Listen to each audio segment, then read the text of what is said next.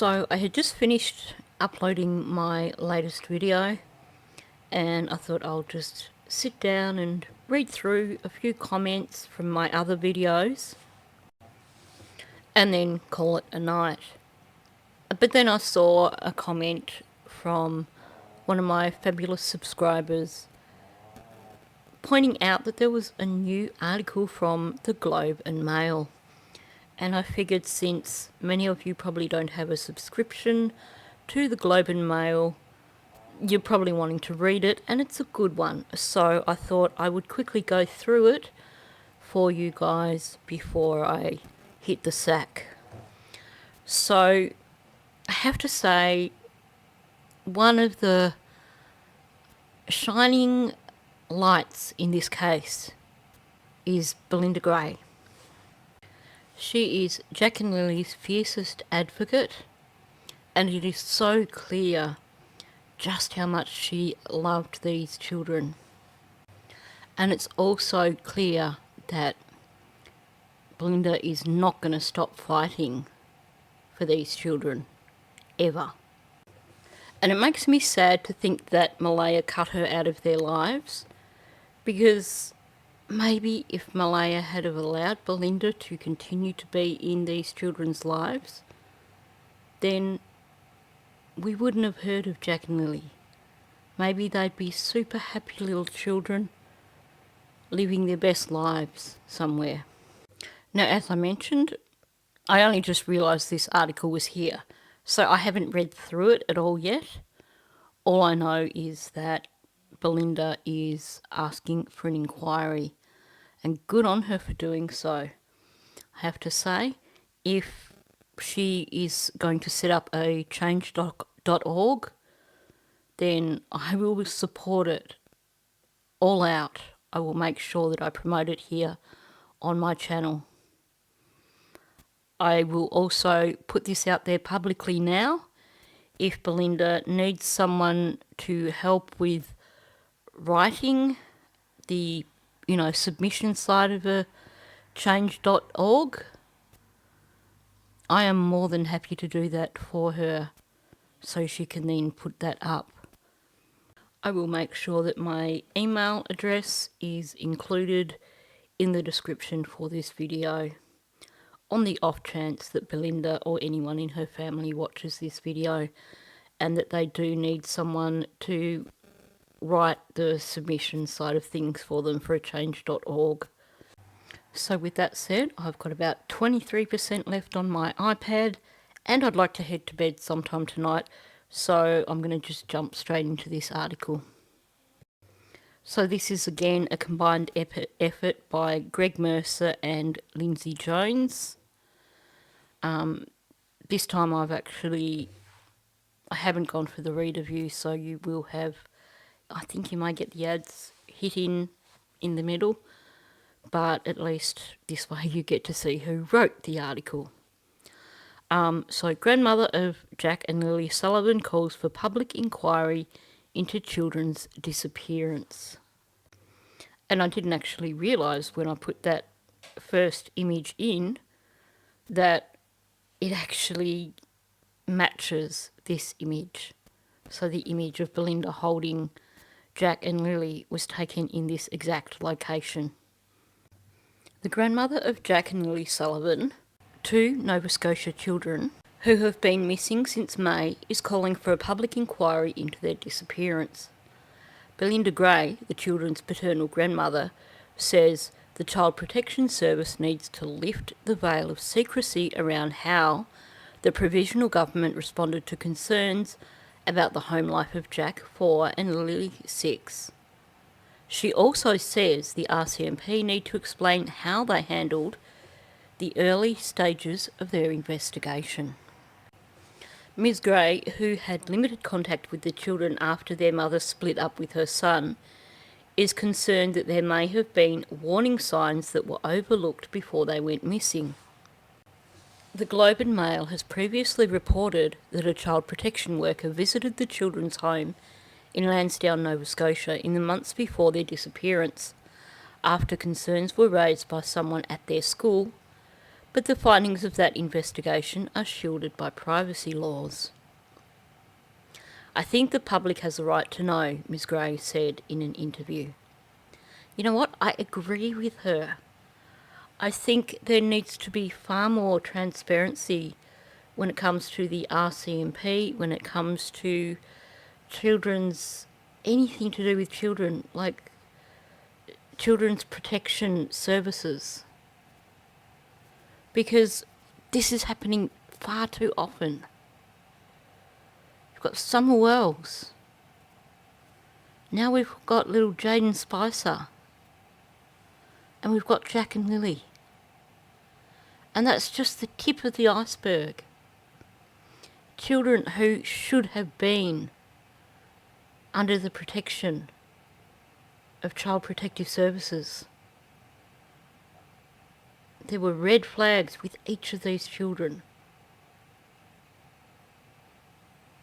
And where are they now? Just what did CPS do? What part were they investigating? What were their concerns and what were they doing? They might even have answers for the investigation on what happened to them or why it might have happened to them. The children's stepfather, Daniel Martel, told the Globe in interviews in May that the child protection workers' visit was sparked by concerns about their learning disabilities, not their well-being.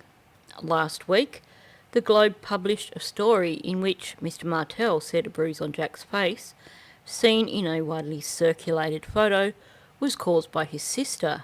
He did not respond to questions about another photo of Jack with a black eye on a class trip dated December 13, 2024. That was posted on his elementary school's Facebook page. The children's mother, Malaya Brooks Murray, split from Mr Martel soon after the kids' disappearance and has declined to comment. Look, I have to say, even if she wasn't directly involved, Malaya knows what happened to those children, and as far as I'm concerned, she's betraying her children by staying silent. I made a comment in a video a while back where I said, she needs to get in before arrests start happening and actually speak to authorities about what happened. Or otherwise she's going to face as much of a penalty as everyone else involved. But you know what? Her silence says to me she's more concerned with herself than her children. Maybe she has spoken to the RCMP in the background. But then, why not just, even without giving information away about the case, even just coming forward and just, admitting that you're still alive? When children go missing and a mother vanishes and won't speak to media or anyone, that's always a bad look.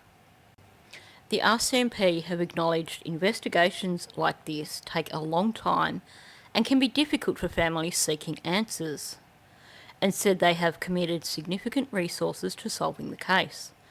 The Mounties have consistently said they have not uncovered any evidence the children were abducted and stand by a decision not to issue an Amber Alert when the children first went missing. What they need to understand here is that it's not just the families who are seeking answers. I mean, heck, I'm in Australia and I want answers. Their lack of transparency and their silence is a problem. Staff Sergeant Rob McCammon from the RCMP's Major Crime and Behavioural Sciences Unit said the investigation remains very active and intensive, and any information that could help police is being meticulously scrutinised, prioritised and actioned to ensure nothing is missed. Okay, well, if they've at least given this statement to the Globe and Mail, I guess that's better than nothing. But honestly, it's a month since they last published anything on their own page. And Clearly, they're not reading the room because people are starting to get angry over the silence. We are continuing to engage every resource available to help locate Lily and Jack and determine the circumstances of their disappearance, he said. Documents released to the Globe through a Freedom of Information request showed that on May 2nd, the same day the children were reported missing, a manager in Nova Scotia's Child Protection Department wrote an internal memo about the kids for senior government bureaucrats. The document was shared all the way up to the Deputy Minister for Community Services, Craig Beaton, the records show. Well, thank heavens for the Globe and Mail and their Freedom of Information requests, because I'd imagine that us mere mortals wouldn't get anywhere with Freedom of Information requests. So at least we've got these two journalists who seem to be determined to continue to pursue this case. More than 2 weeks later, on May 20, the same manager produced another longer memo about the children that was also shared with her bosses. The contents of those memos are entirely redacted for privacy reasons, of course. Scott Armstrong, the minister responsible for child protection in Nova Scotia, said he's reviewed the children's file, but that it would be inappropriate for the department to comment on a continuing police investigation. Can we just acknowledge here that the fact that this file has gone that far up the levels shows that there is definitely more in that file than just the children being delayed developmentally. This situation continues to weigh heavily on the minds of all Nova Scotians, particularly those in Pictou County, and even those down in Bendigo, Australia. And we are all looking forward to a resolution for this family and community. Carly Smith, a spokesperson in his office, said in an email, "I wonder if they actually realise that the entire world is watching them right now." Okay, I know that's a slight over-exaggeration, but you know what I mean. This case is being followed by people all around the world. Mr. Armstrong has acknowledged there are shortcomings in Nova Scotia's child protection system. In July, he hosted a meeting of other Atlantic region ministers and addressed challenges around recruiting social workers into the child protection system, particularly in rural areas. And I did discuss this in one of my previous videos. This is a worldwide issue. There needs to be better pay for social workers who are working in children's protective services because they cop daily abuse. They are at risk frequently, and they end up burnt out so quickly. So not only do they need to be well paid for what they do, but there need to be supports, better supports in place so that you can keep the same staff and not be constantly churning through staff and ending up with so many social workers who are wet behind the ears because they're pretty much the only ones that want to work in child protection services. And they're only doing it as a stepping stone, most of them. Either that or they think they're going to change the world and they're burnt out in 2 years. He also previously told the Globe he's committed to creating an office of a child and youth advocate, which would act as a watchdog on the child welfare system and be a voice for children and youth and taking steps to reduce the workload of child welfare employees. Not the solution. So you're basically going to pay someone to sit in an office and tell social workers what they're doing wrong in their jobs, essentially. That's going to work. Ms. Smith said that the issue of attracting and retaining social workers is not unique to Nova Scotia, adding the province has increased wages for child protection social workers and hired more administrative staff to ease demands on the system. Well, I guess that's a step in the right direction. Ms. Gray, the grandmother, says political commitments for change alone are not good enough. She called for more transparency in how the child welfare system dealt with her grandkids, including what prompted someone at their school to contact the Child Protection Services in the first place.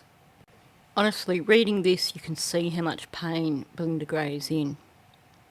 I'd like to know what the school has stated. Was it just some bruises they saw on Jack? Are there other things? Is there anything concerning Lily? I would like to know, Ms. Gray said. Ms. Gray is amongst those who are frustrated it took Mounties weeks to follow up on some tips and arrange formal interviews with people who knew the children.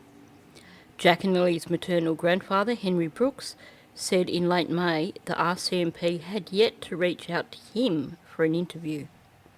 You know, I have to say this lack of transparency does concern me a lot when you hear something like that.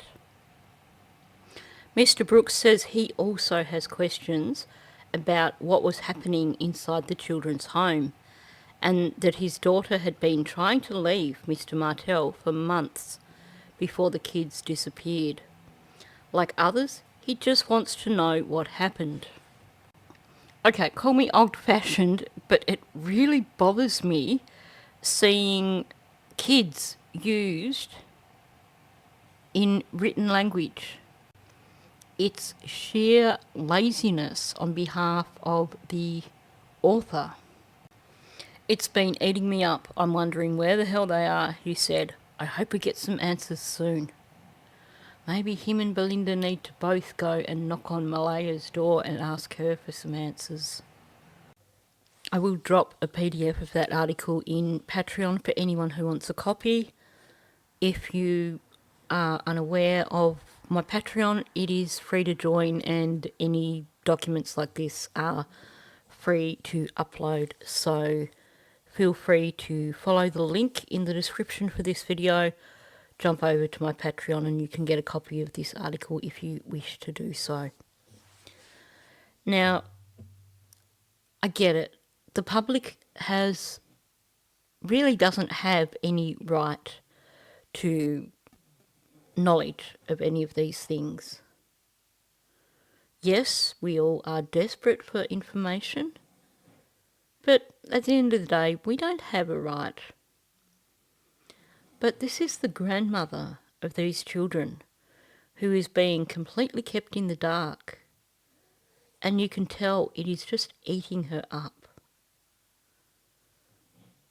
I think I agree there needs to be more transparency, both with the RCMP and with Children's Protective Services. And I think that when it comes to grandparents in situations like this, particularly when it seems pretty damn clear that the actual one of the parents and the parent's partner seem to be the reason the children aren't there anymore, then I think the grandparents need to be given better rights in terms of communication from these agencies when there is an investigation going on. So on that note, I'm ready to call it a night. So thank you for listening. If you are new to my channel, please subscribe. Also, please hit that like button. Let's get this video out there into the algorithm. And also, please leave a comment below. Thank you, and I'll catch you in the next one.